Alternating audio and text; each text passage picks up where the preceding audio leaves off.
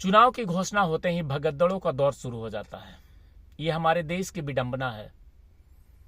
और एक बार फिर से 2 राज्यों में चुनाव की घोषणा हो चुकी है, हरियाणा और जम्मू एंड कश्मीर।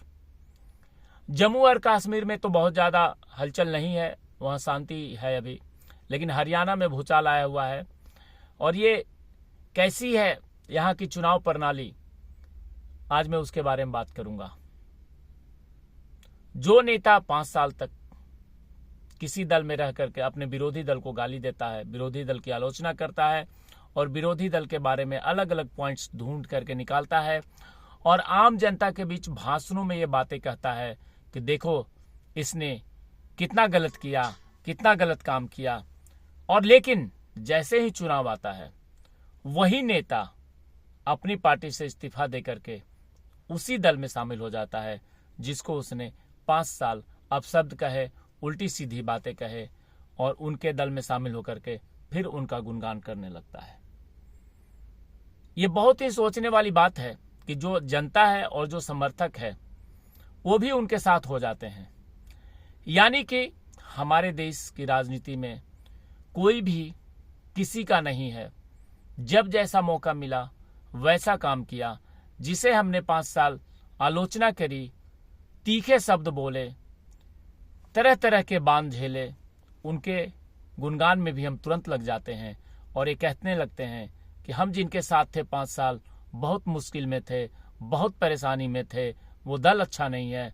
लेकिन जैसे ही हम पाला बदलते हैं, दूसरे दल में जाते हैं, जिसकी आलोचना कर रहे थे उसकी हम बड़ाई करने लगते हैं।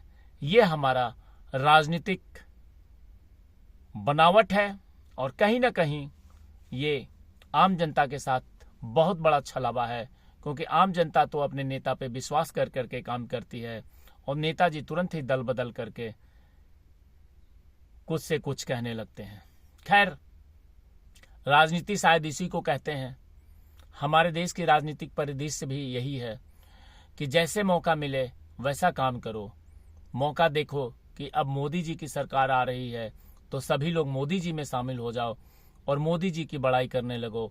और जैसे ही मौका मिलता है कि मोदी जी की अब सरकार नहीं आने वाली है तो मोदी जी का साथ छोड़ो और जिनका आने वाला है, जिनको आपने 5 साल तक बुराई की, उनमें शामिल हो जाओ और उनका गुणगान चालू कर दो और मोदी जी की बुराई करने लगो। ये राजनीतिक बनावट है और इस राजनीतिक बनावट को हटाने के लिए देश के युवाओं को आगे आना पड़ेगा, क्योंकि देश के युवाओं को यह समझना पड़ेगा जो अच्छा है उसे अच्छा बोलें, जो खराब है उसे खराब बोलें, लेकिन कभी भी अपने फायदे के लिए, अपने लालच के लिए तुरंत इधर से उधर पलटी न मारें। और पलटी जो मारते हैं उसमें तो सबसे बड़ा नाम बिहार के मुख्यमंत्री नीतीश कुमार का है। उनका रिकॉर्ड है शायद कि वो 7 या 8 बार पलटी मार चुके हैं, कभी इधर कभी उधर, कभी इधर कभी उधर। लेकिन अगर देश की राजनीति में पढ़े लिखे युवा आगे आते हैं तो शायद ये सब कुछ चीजें बंद हो जाएगा।